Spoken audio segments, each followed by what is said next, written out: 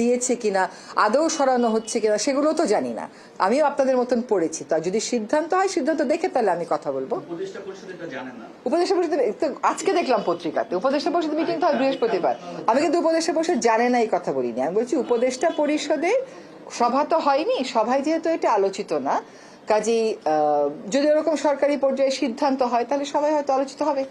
আমি তো as I said, আমিও তো কোনো মন্ত্রণালয়ের নাম দেখিনি পত্রিকাতে, আপনি কোনো মন্ত্রণালয়ের নাম তো দেখিনি তো, আমি সেটা আমি বলতে পারছি না।